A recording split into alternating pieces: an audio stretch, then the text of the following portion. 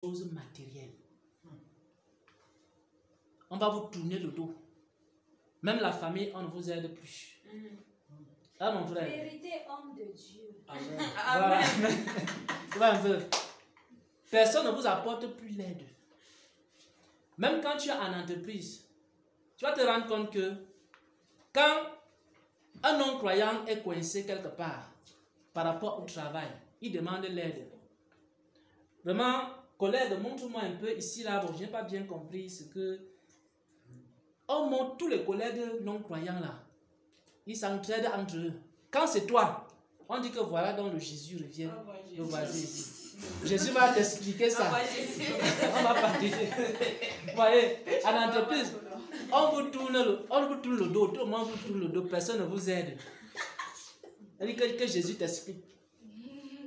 On a travaillé dans les entreprises. Quand on sait que tu es chrétien, on ne va pas te dire.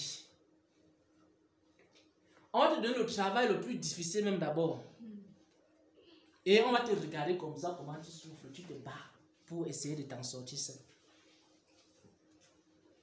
Et c'est ce qui s'est passé également avec le peuple d'Israël.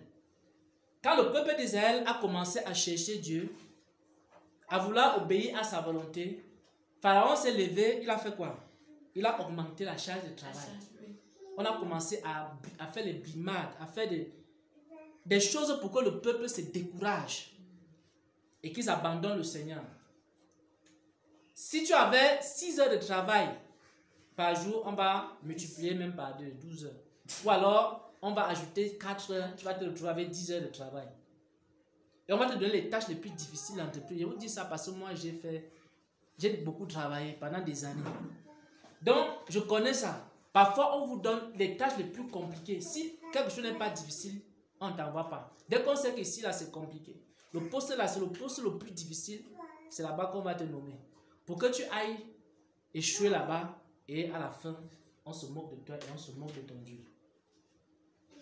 Mais pour vaincre ici, il faudra se soumettre à Dieu. Il faut lui faire confiance. Et si vous faites confiance en Dieu, Dieu va opérer un miracle dans ta vie professionnelle. Parce que si quelqu'un a donné sa vie à Jésus, il faut aussi qu'il donne son travail à Jésus. Il y a certains qui ont donné leur vie à Jésus, mais n'ont pas encore donné le travail à Jésus.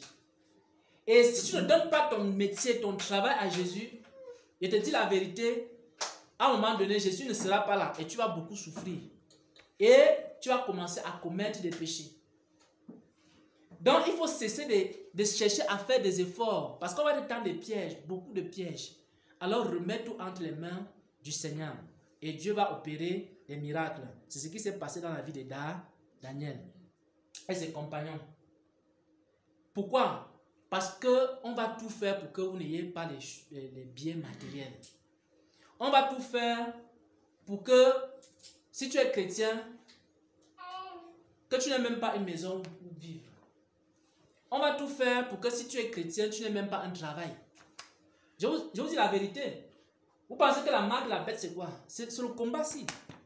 Personne ne pourra ni acheter ni vendre s'il n'a pas la marque de la bête. Parce qu'on ne veut même pas qu'un chrétien puisse avoir le terrain. On ne veut même pas qu'un chrétien puisse avoir un travail. Que si le chrétien peut être l'homme le plus misérable de la terre et qu'il vient maintenant mendier. Et quand il vient mendier chez son grand frère, oh grand frère, je n'ai pas de quoi subvenir à mes besoins, on commence à se moquer de ton Jésus. Les gens voudraient que les chrétiens accordent la souffrance. Parce qu'on va essayer de vous plonger dans la souffrance pour qu'à la fin, vous finissiez par abandonner. Il y a certains qui ont échoué la bataille ici. Ils ont remporté la première bataille. Ils ont remporté la deuxième bataille, le deuxième procès. Mais ici, quand c'est devenu trop difficile, ils ont commencé à traîner les pieds, abandonner le Seigneur, commencer à négocier avec le patron, négocier avec telle personne. Mais il faut tenir ferme. Et si vous tenez ferme maintenant, Dieu va faire quoi? Il va faire un miracle. C'est pour ça que nous devons donner aussi notre travail à Jésus. Amen. Oui, je vous dis la vérité. Même nous qui faisons le ministère, si tu ne donnes pas ton ministère à Jésus, tant pis pour toi. Tu vas souffrir.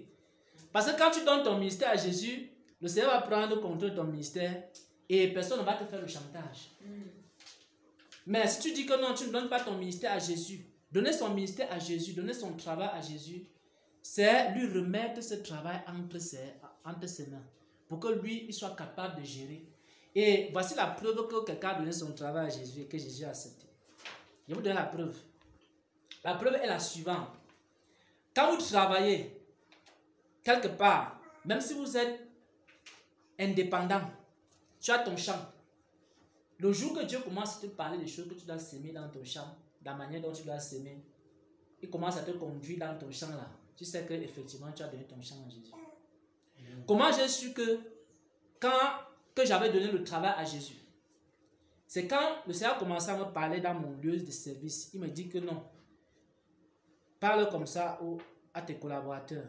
Parle comme ça à ceux qui viennent. Agis plutôt de telle manière. Quand on va essayer de faire telle chose, ne dis pas telle autre chose. Et quand le Seigneur commence à te guider dans le travail, et il te révèle que non, est-ce que tu sais que il y a un complot qu'on est en train de faire contre toi? Quand Dieu te révèle les complots qu'on fait contre toi dans le monde professionnel, ça dit qu'il a pris ton travail entre ses mains. Il n'y a rien qu'on peut te faire sans qu'il ne te dise. Moi, j'ai vu des choses, on fait les réunions ici au courant qu'on a fait une réunion contre moi. Quelqu'un veut faire un procès contre toi, je suis au courant. Je vous ai parlé tout à l'heure qu'il y a quelqu'un qui prépare un procès contre moi. Non?